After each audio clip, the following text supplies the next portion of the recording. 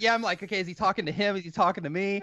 Right. So in terms of, and I was saying that we're professionals. Look at this. Okay. So in All right, are you ready to set sail? I know I am. This episode of Wayfinding Growth is going to be absolutely amazing.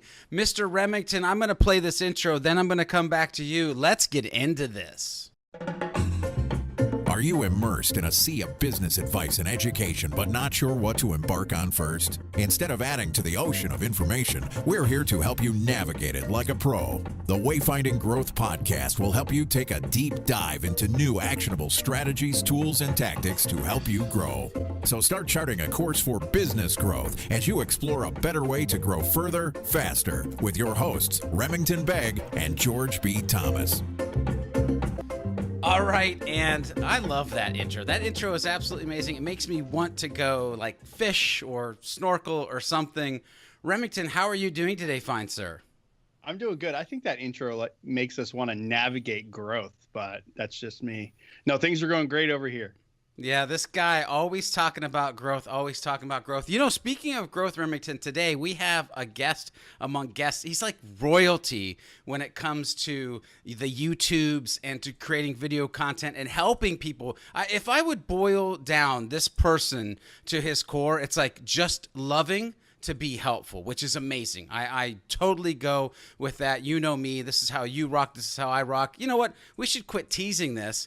Let's go ahead and show the Wayfinding Growth viewers, and well, the listeners can't see it. See, that's why you shouldn't be listening. You should be watching. Anyway, we're about to show who our guest is. Nick, why don't you talk to the people about who you are, what you do? My name is Nick Nimmin. I teach people how to grow YouTube channels, make videos, and all types of other YouTube-related stuff. I've been on YouTube since 2014, and I went through that struggle, right? Everybody's taken notice of me in the past like year and a half, you know, just like all stories like this. But, you know, before that, you know, I started out, had no idea what I was doing, just like everybody else, and had to go through those learning curves.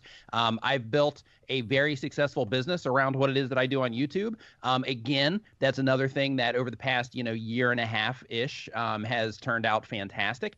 And before that, you know, it was a struggle, just like, you know, just like the similar story that you hear. But for me, my passion is basically empowering content creators with the tools, resources, and information that they need in order to actually get results in whatever it is that they're doing when they're creating content.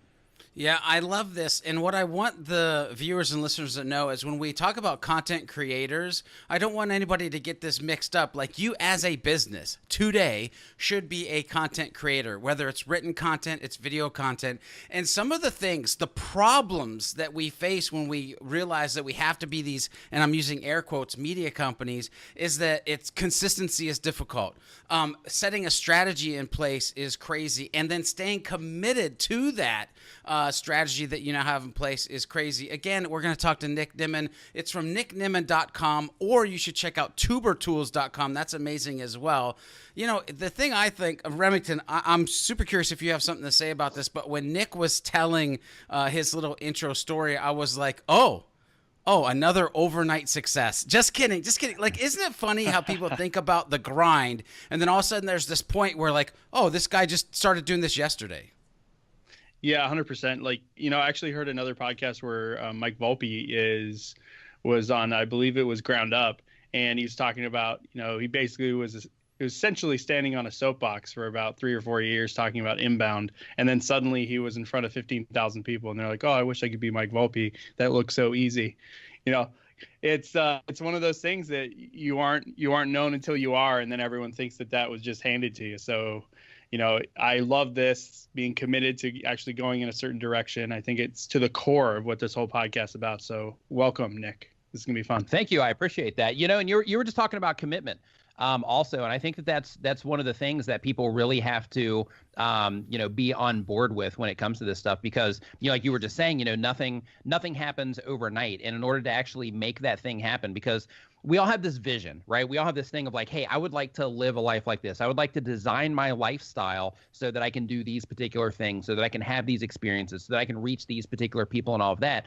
And there's a long, grueling, time-consuming process and a lot of effort that has to go into actually, you know, bringing that to fruition, so to speak. And, you know, that comes with that commitment. Like, you have to commit and say, you know what?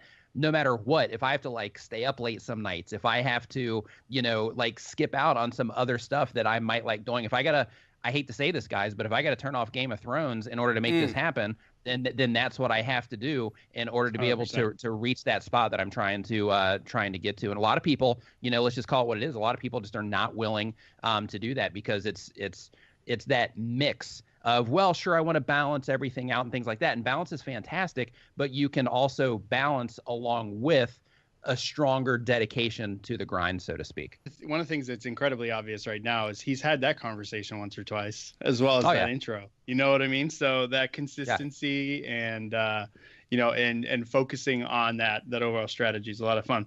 Cool. So, George, what are we doing? Yeah, well, first of all, turning off Game of Thrones, say it isn't so.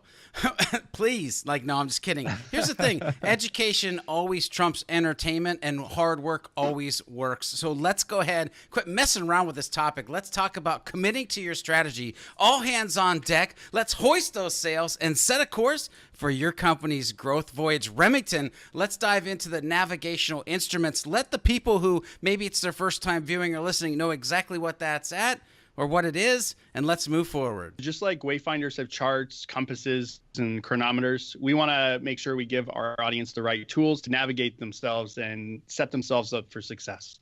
So when we're sitting here talking about that commitment and that strategy, how do we really think about the tools and the things they need to think about to get started in charting this course? In terms of the tools that they need to keep in mind, personally, I think the most important tool that they need to keep in mind is their frame of mind. Because if you can use, all of these, push button things, all these things that are going to assist you, and all of those are important, right? Using all these tools to give yourself an advantage are important. But at the end of the day, you're the one that's making that call. You're the one that's saying, yes, I'm going to make these sacrifices. Yes, I'm going to do what it takes. Yes, I'm going to put in that extra effort to make sure that my stuff stands out. Yes, I'm going to see this through. If you can't get your mind together, then nothing else is gonna, you're not just gonna luck out, right? And part of being committed is making sure that your mind is in the right place so that you can stay focused on that commitment. One of the things that I do is, and I know it sounds like a little new agey, but I meditate. And the reason for that is because, my day-to-day experience is important to me. And being able to actually focus so that I can hold everything together is also extremely important to me. So I think the number one tool that people should nurture and make sure that they're taking care of is what's inside of their head. That's a great point. Nick is my brother from another mother. I'm telling you right now, that was some dope stuff right there. Now, Nick, I do have a question, though, because I want to dig into this thing around consistency. And honestly, I want to dig into your brain, A, because of what you just said, but B, because I know that sometimes I battle with this thing. And I think with consistency or being committed, there's two conversations I want you to dive into. One is actually organization, right? And so maybe organizing your ideas as a content creator, organizing your process as a content creator. But then also, is there something special that you do? Because you're human, I'm human, Remington's human, the wayfinders that are watching this or listening are human. When you have that urge to Netflix and chill and watch season 2 of Iron Fist, but you realize you got 32 videos that you should do or a blog article you got to write. Is there some way that you hook yourself back into being committed? So organization, and how do you hook back into that commitment? This is gonna seem like a really simple answer, but I just ask myself what's most important and what's gonna bring me the most benefit. And I'll be honest, sometimes, because you guys know how it is, you're on it. Sometimes it's you know what, right now, actually stopping what I'm doing and consuming Netflix for an hour or two might be the best thing for me right now, because I need to kind of get away from this so I can come back at it with a fresh perspective here in an hour or two. In some cases, that's the right decision. But in a lot of cases, just saying, you know what, I'm actually just going to sit down and I'm going to work on this for 10 more minutes, which will get you back into the groove, so to speak, typically is a lot more effective than taking that break. But, you just have to make that call and decide what it is that's the most important thing to do. Because, at the end of the day, every one of those tiny little actions that we take are the things that end up making up our lives. I have on my laptop back here, it's actually not on, but I have a quote on there that I remind myself every day that says, do something today that your future self will thank you for. And when I have those decisions to make and I'm sitting there and I'm thinking, like, hey, should I do this or should I do this? I'm thinking about, quotes like that. I'm thinking about, if I do this, is this going to add anything to what it is that I'm doing? Is this going to add anything to anybody that's around me? If it's going to add to a relationship, and it's like, hey, I'm going to go, hang out with some friends, or hey, I'm going to take my girlfriend to a movie or something, or to dinner, so we can have some of that time to add to the relationship. Yeah, that's definitely something that's worth it. But if it's not going to add value to me or to other people in some way, then in that case, it's better focusing on the things that I can, that will make that future me look back on now and be like, hey, high five, dude, I appreciate it. Like that's what I'm going for. Yeah, 100%. So when we're looking at, so the big thing around the topic here is we've got, goals. That is kind of the underspoken thing, because the strategy helps you get there. So that's really big. I say it all the time at the office: impact with every interaction, like with anyone, right? So making sure that we got something to deal with here. But the big, the big thing that I'd love to kind of unpack a little bit. So I know, I've owned the agency for 10 years. We had a lot of conversations last week at a conference, the Inbound conference in Boston. They're like, oh, like, how long have you been in business? And I was amazed at how many people were like, wow, 10 years. Right. And I'm like, well, you just asked me how I got here. And I said, it took 10 years, like that's kind of where that's at. But when you're working on building out this strategy and then like that commitment to sticking to it 100% there, how did you define what you needed to try and accomplish? Like, what were some of those questions you asked yourself? For me, this actually comes from a handful of different directions, and I'll actually take it back a little bit just for the sake of context. Yeah. So the thing that actually got me onto YouTube in the first place, I've been working for myself in some form or other since I was like 19. But the thing that actually got me onto YouTube in the first place is I came over to Thailand, and I was doing I joined my brother's graphic design company, and then we started doing it together. But we had some very difficult clients, and those clients basically sucked the fun out of what it was that we were doing, because we're both creatives. We both love, design and all that stuff. But those difficult clients were making it to where we didn't even want to turn on the computer. And we were having a conversation like, man, we don't want to, I don't want to do this anymore. And we were like, okay, well, what should we do? And neither of us had an answer. And that sent us both on, these different paths in terms of exploring different things that we could do. And YouTube was one of those things that came up. Now, when it came to YouTube, my initial thought was, okay, the first thing I'm going to do here is I'm just going to make videos, and I'm going to try to get people on an email list. That was like mission number one. And at the time, I didn't know what I was doing, just like everybody else. I was like, I'm just going to put up videos. I had some experience with blogs and things like that in the past. So I said, okay, I'm going to put up some videos. I already know how to rank things in search, so I'm going to apply that to YouTube. And then that's how I'm going to get traffic, funnel people into the email list, and so on.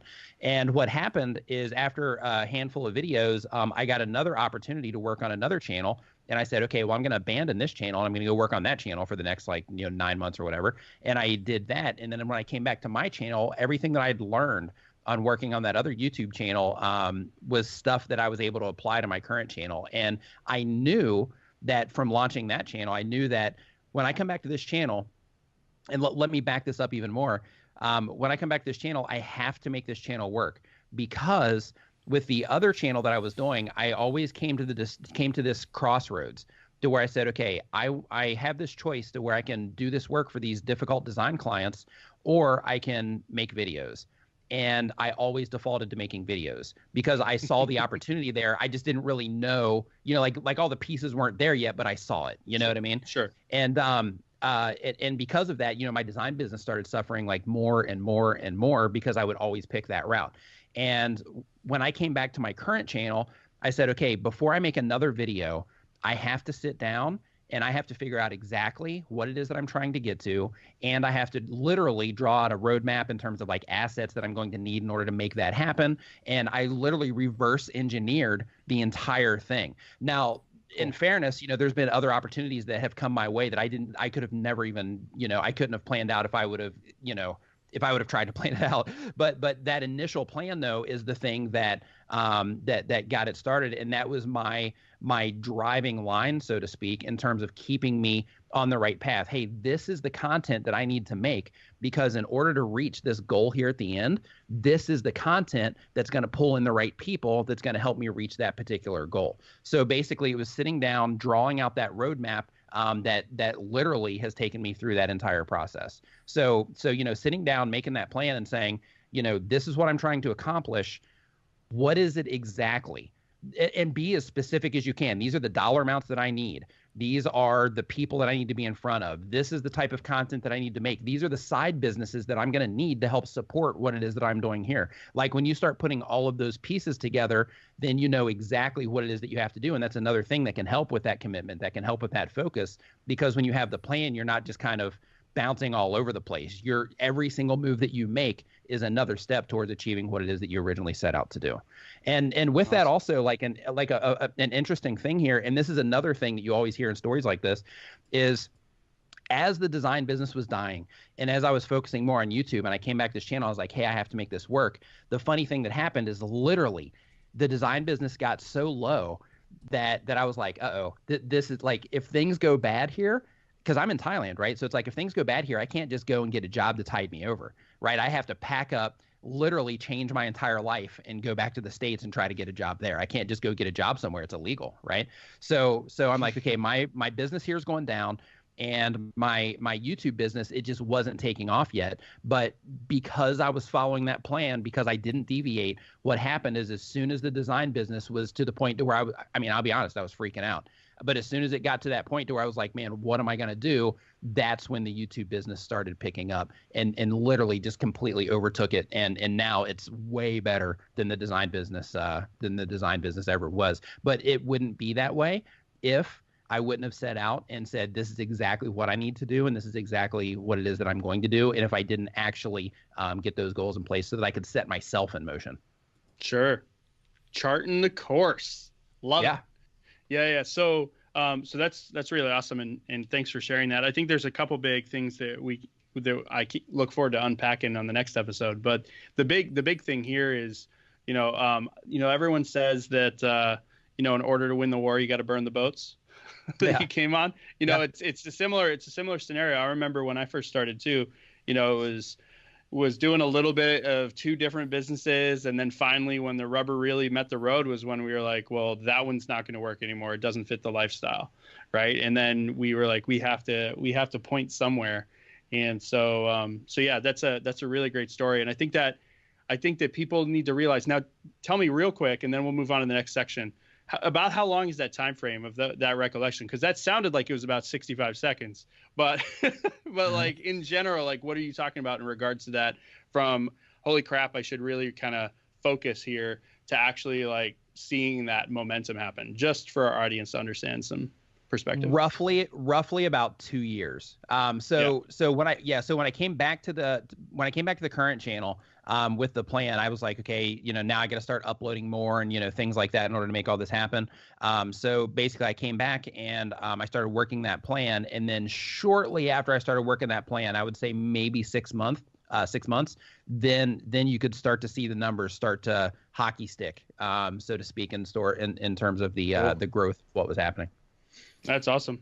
So I'll tell you, I'm not ready to go to the next section yet, because there's a couple things I want to add some context to the conversation we're having for those people that are like, well, what are we even talking about? So Nick, everybody knows when you start a channel, right, you have 0 subscribers.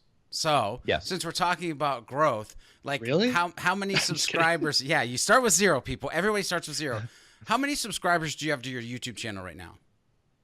Right now I'm like 265, 266, I think. So somewhere right in that range, 265,000, 266,000, somewhere around there. Yeah. I was like, we're like 200. Yeah. No, I was waiting for the K. I was waiting for the K to hit the end of that, right? So obviously the growth has worked. The staying the course has worked. The thing that and Remington, I agree. I can't wait to unpack on the next episode where we actually talk about the things that we learned here. But there is one thing that I want to pull out before I go on to the next section that just happened. And that's the fact that Nick was talking about being consistent and being committed and staying the course.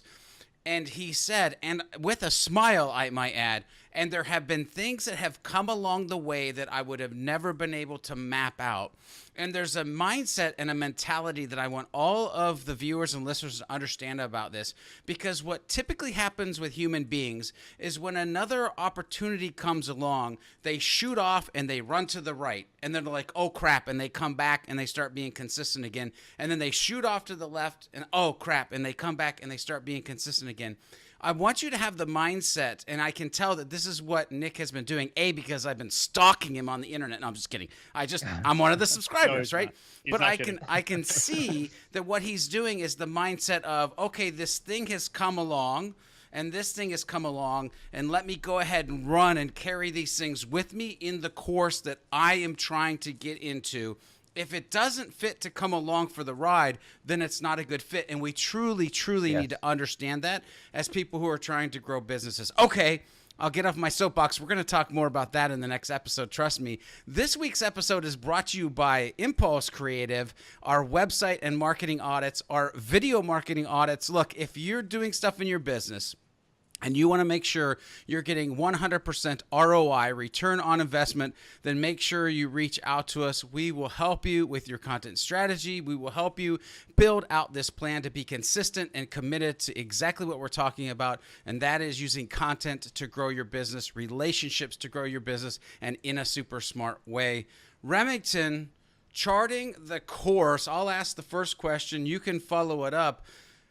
Nick, when we talk about this kind of commitment, consistency, content creation, growth, audience, community, I want us to, and first of all, that's a lot of stuff we're talking about, by the way. Yeah, that was a lot. But it is a good juicy bundle.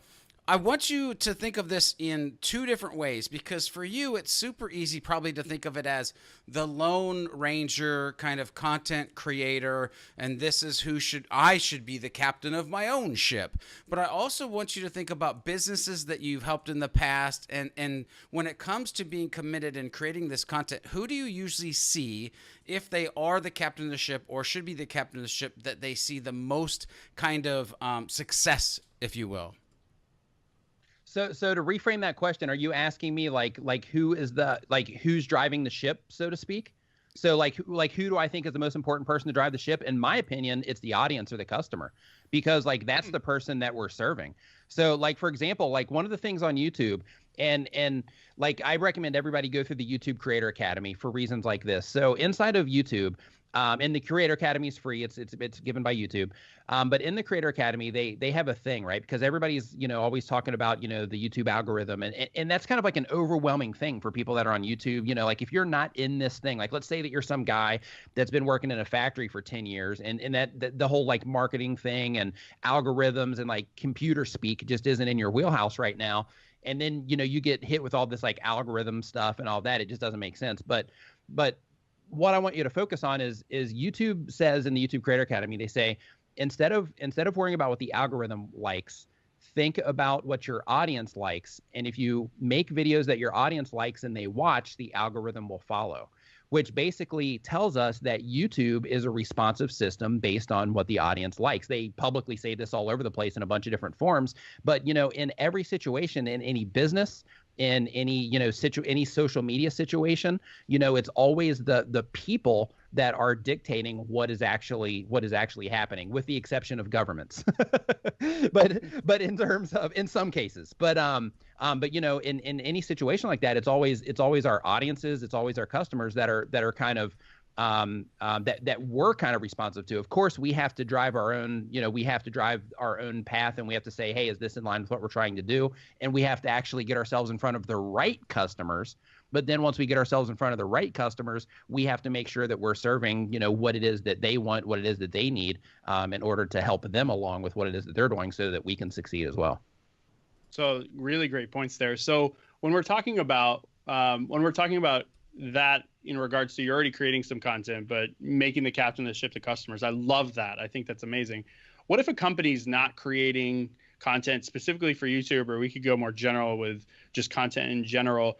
Who do you think should drive that initiative forward in a company? You mean like in terms of like the company structure? Yeah, well, yeah. Like, or an individual even. Yeah, like who within a company do you think should be like really like moving that forward in regards to showing its importance?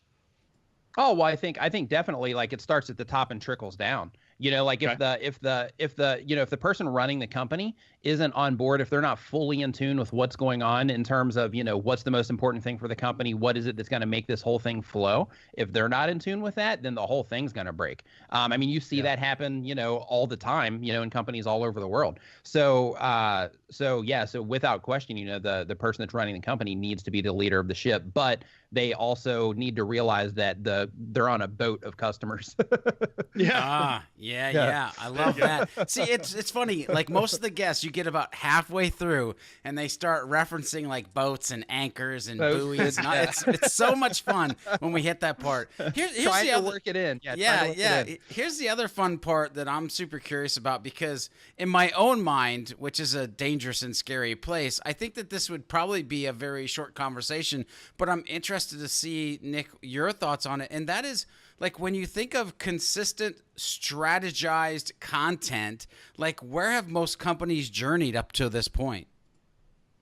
Most companies have no idea what it is that they're doing when it comes to content. I mean, I'll just say what it is. That's why they need people like you guys. That's why they need, well, I don't do consulting anymore, but when I did, that's why they need people like me, because, you know, people that do that kind of stuff, people that do content, because companies are busy dealing with like their products and their services. Yeah, they have marketing teams and all that stuff, but most companies have no clue what to do when it comes to social media in general, and especially when it comes to video content. I actually just got out of a contract recently because I took on this deal, great deal, and I mean, it was a fantastic deal, but at the end of the day, the people that I was working with had no idea. Like, they have their impression of, hey, this is what we want the content to be. This is how we want everything to work.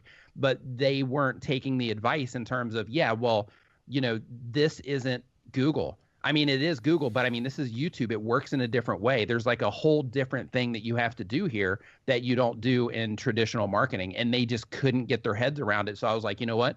This isn't going to work, because you clearly like you're creating a huge roadblock here that I'm never going to get around. So unless you release that roadblock, I'm going to have to call this quits.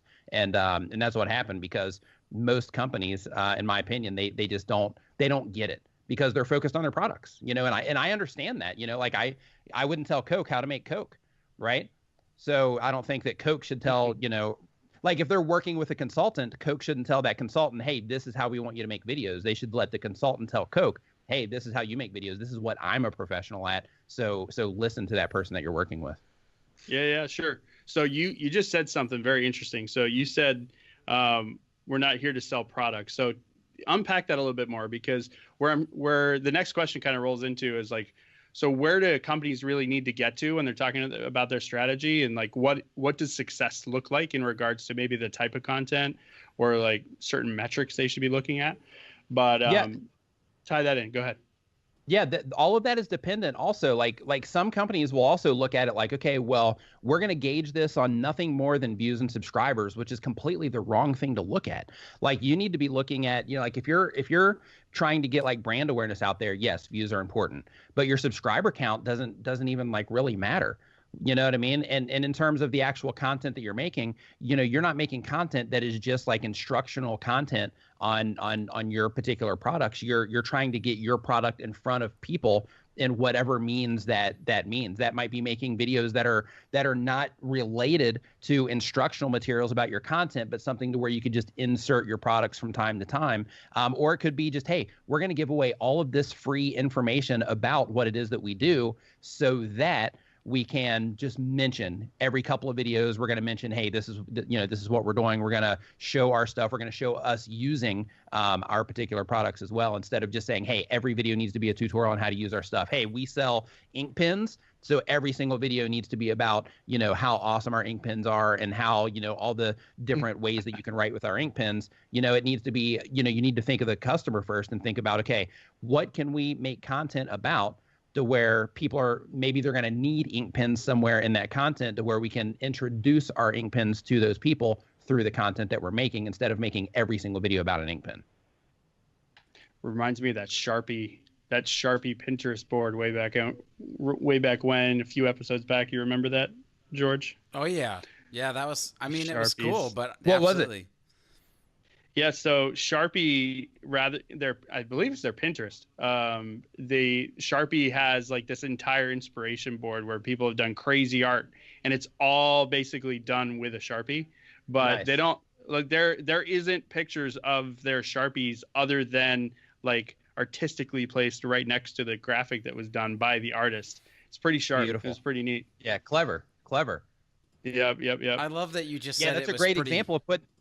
Go ahead, Nick. Yeah, I was gonna say it's a great example of putting that content out there to where, it's not video content, but it's putting that content out there to where it's something to where people will talk about it.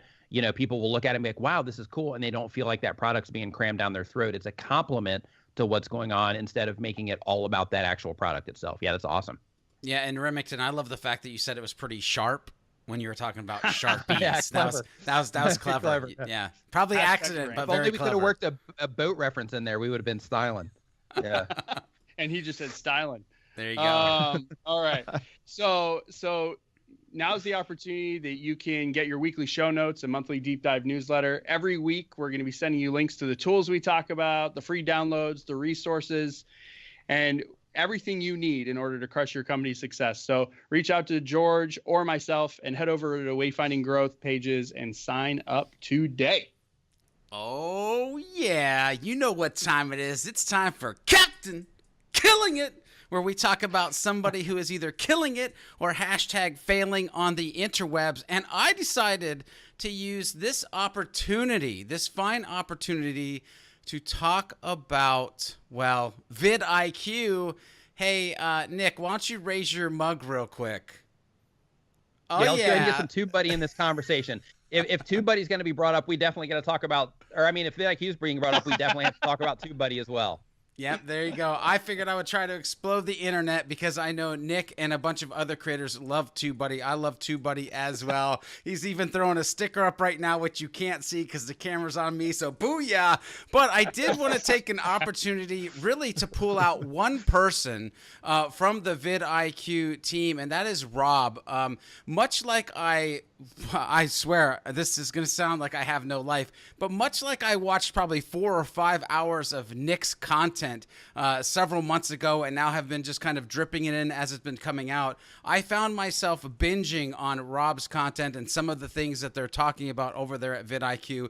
Plus, if you had not had an opportunity to check out the tool, check out that tool, check out TubeBuddy. At the end of the day, make sure you're using a tool to be able to measure your success. Hey, I'm even going to throw a third thing in the ring that just happened today because I know some of our audience, and that is we just released a video on how HubSpot, that's right, the marketing automation platform, HubSpot now has YouTube beta analytics version in it, and it's pretty stinking dope. Anyway, Rob, you fine sir, are this week's Captain Killing It on our podcast. Remington, where are we heading next?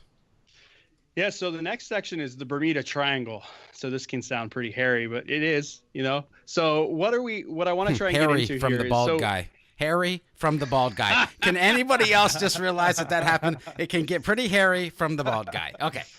Whatever. We're done with Scrabble words. On to innuendo. But so what makes this impossible for companies? So, and we can talk from a content perspective. So I know you referenced a little bit earlier about, being too product centric and obviously not going to be getting too many results from that. What makes this impossible for companies that are trying to take this voyage? So you're saying what makes creating content impossible?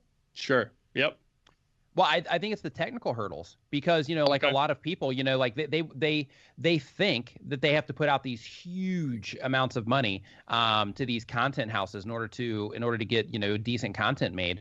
But the funny thing is you can get away with, a DSLR, a decent microphone, and, like a ring light and one of the people in your office that has a, relatively good personality in terms of camera presence, and put them in one of your offices, so to speak, and just start, talking about, things that might lead your customers to your product, or just things that might help your customers in some way, so that you can, eventually lead them to what it is that you're doing. But I think it's the technical hurdles in terms of actually putting that together. And I think that it's also just the plan, not knowing what to do. It's like, hey, yeah, we know that we need to make videos, but we have no idea what type of videos we should make. We have no idea, how to put it all together in terms of like a strategy. We don't even know what a content strategy is. So like, how does all of that stuff work? And especially when it comes to YouTube, because, like with YouTube, just like, Facebook and everywhere else, which is kind of like a different monster. But with YouTube, you have like the whole playlist thing, and you have all of that, and you have the searchability of the content. So being able to kind of force watch time by creating binge watching sessions, by putting playlists together that make sense, marking those playlists as series so that they're more likely to be suggested next to each other, and things like that. All of those are things that if you're just coming into it, you don't even know any of that stuff even exists. You're looking around on the inside and you're like, playlist, what's the playlist? I know a playlist from like Netflix, so I know what a playlist is, but they don't really know, how to use it properly, how to make it work, to their biggest advantage. They don't know about, hey, in my descriptions, I need to make sure that I'm putting links to other videos that are relevant so I can get more views and watch time from those, so that I can grow more authority on my channel. They don't know any of that stuff. And I think that just the platform itself is it's just intimidating. So they have the technical side of the platform, they have the technical side of making the content, they have the talent side. Hey, who in our office is going to be our front man? Who in our content, or who in our office is going to be our front woman? Who is going to actually be the face of our company and represent us in a proper way? Those are very scary decisions that people definitely have to make. And I think that all of those things combined are definitely a huge hurdle for people that are wanting to get into content, especially companies to where their reputation is on the line for what it is that they're doing.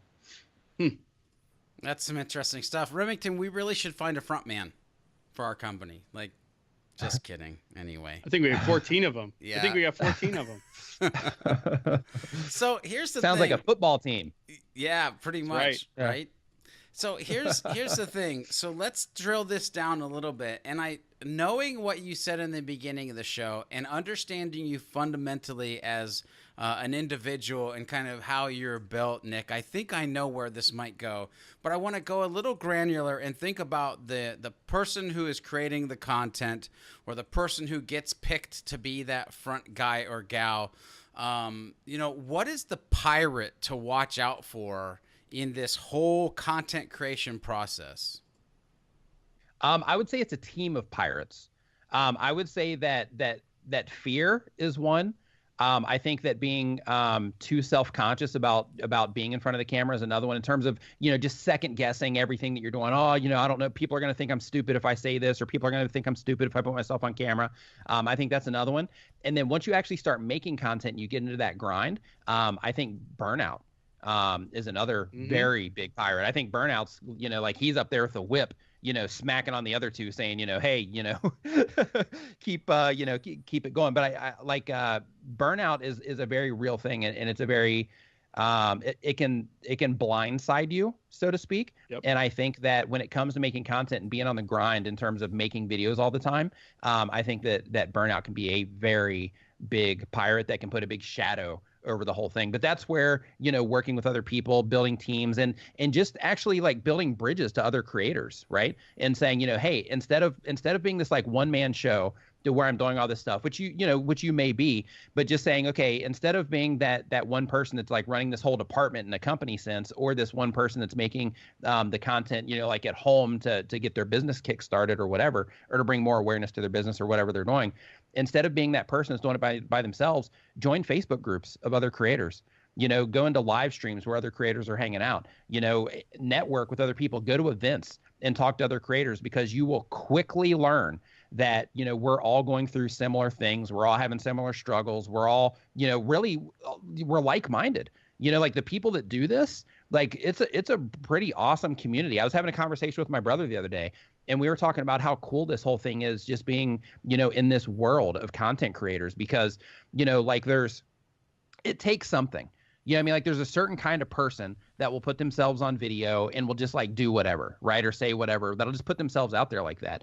And it's awesome that all of us that do that get to do this, and we get to have fun with it, and we get to make all these videos, do these shows, and do these live streams that people, you know, all over the world are gonna consume.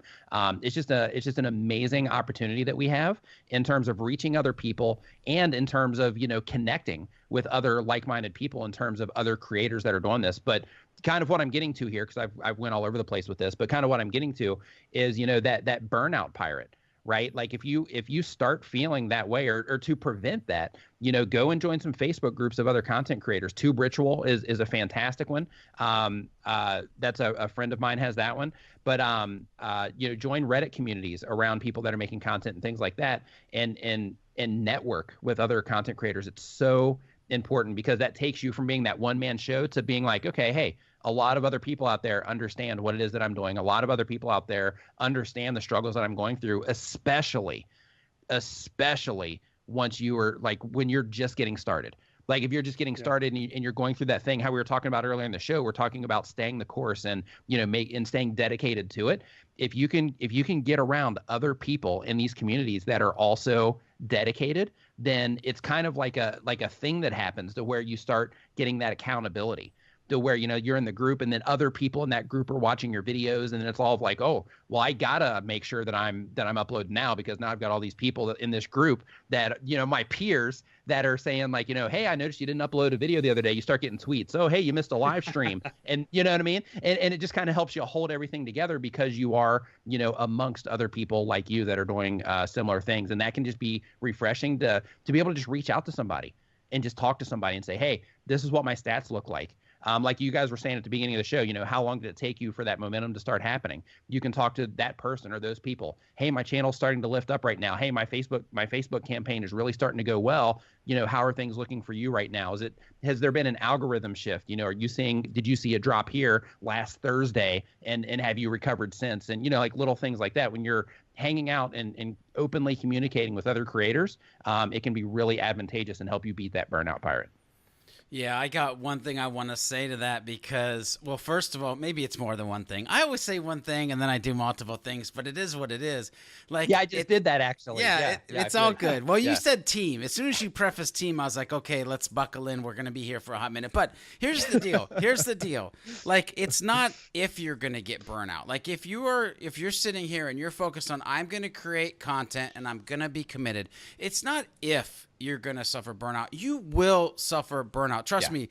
Like, I create a pretty fair amount of videos, and there are days where I am burnt out and I don't want to make another video, but because of what Nick said, and this is what I want everybody to hear, have a strategy, a micro strategy that you're going to implement when you feel that way, versus getting to feeling that way and then being like, oh, like, I've never felt like this. I'm not really sure what to do. Yeah. Like, think ahead of the game, right? This is playing chess, not checkers, when it comes to creating this content in a very committed, consistent way anyway. And know that it happens to the best of us. Fear, absolutely, and burnout, without a and doubt. another thing too, because you talked about those micro strategies, right? Another thing that I think is really important in those terms is, you know, a lot of us, we get focused on the numbers. How many views am I getting? How many subscribers am I getting? And we're comparing ourselves to other people and, you know, what they're doing, and we may be doing better, we may be doing worse, but, you know, like we have that whole thing going on. What I encourage people to do is create like micro successes. Just little tiny identifiers along your journey, and do this when you're actually mapping out what it is that you're wanting to get to. Say, like, for example, for me, one of the things that was a micro success for me is I wanted to be included in tweets with other people that I respected. So for me, like, when that started happening, you know, it wasn't based on my subscriber count. It wasn't based on my views. For me, that was one of those things like, oh my God, it just happened. I got included in a tweet with this person. And for me, you know, that was just like a little micro success. But it could be somebody mentioning you on social media somewhere, somebody that you don't know, you know, saying, oh, hey, check out this video, or hey, check out this Facebook post, or hey, check out this blog post that this person wrote. Hey, you need to go watch this person's live stream. Like, whatever those little things are that might be important to you, like, chart your success based on those instead of solely looking at the numbers. I mean, of course, you know, if the numbers are monetary, of course, you got to make a living. So you have to make sure that you're focused on those numbers. But in terms of all of the other social stuff that a lot of us get caught up on, focus on your monetary goals and focus on those little micro successes along the way, so that you can make sure that you're, that you stay on the course on those things instead of getting overwhelmed by all the big numbers that you see. Love it. So what I heard with all of that, with both of you guys, is you got to have a North Star, and you got to figure out all the different points in order to get there. So that's fantastic. So Nick, I want to take a second to thank you for being on the show. This has been a lot of fun. Can't wait to do it again. Yeah, my pleasure. Thank you. Take a couple minutes here and talk to people about how they can connect with you and just a little bit more about you before we button this thing up. You can find me for any reason at nicknimmin.com. That's the easiest way. And then, of course, my YouTube channel, youtube.com/Nick Nimmin. And in both of those places, it's NickNimmin. But I also do a podcast every Wednesday with Owen Video called the Business of Video Podcast, which George was actually on. So that's a live show that we record and a podcast. And every Saturday with my brother D, who also has a YouTube channel, every Saturday with my brother D, we do a live stream called Nimmin Live every Saturday at 9 a.m. Eastern. Now, we're going to Vid Summit here in October, so we won't be doing them, while we're in transit. But once we're over there, then we'll still be doing it. But I encourage you, if you are starting a YouTube channel, you're starting to make videos, I really encourage you to come over and join the community during those Saturday live streams, because one, the community that is around the Saturday live streams is absolutely amazing. It's a community full of positive creators that are always encouraging each other to do better, to learn more, and to keep going. And in addition to that, we're also giving like YouTube tips, and we just have a good time on the show. But it's a really supportive community, so I really recommend that you come over and you hang out. That's every Saturday on my YouTube channel at 9 a.m. Eastern. Can I get an amen for positive learners? I'm just going to throw that out there as we close this up. Hey, community, thank you for your engagement. Thanks for watching or listening to the show. Head over to iTunes if you are a listener. Leave us a 5-star rating and review. Well, 4 stars or some nice words. Whatever you want to do. We love to see it over there. Also, if you're watching on YouTube, make sure you hit the subscribe button, the bell for instant notifications. We just like to know that you're part of the community. Make sure you share this content out with your other fellow Wayfinders. And until next time, make sure you're doing all you can do to leave the dock of mediocrity and set sail for your success.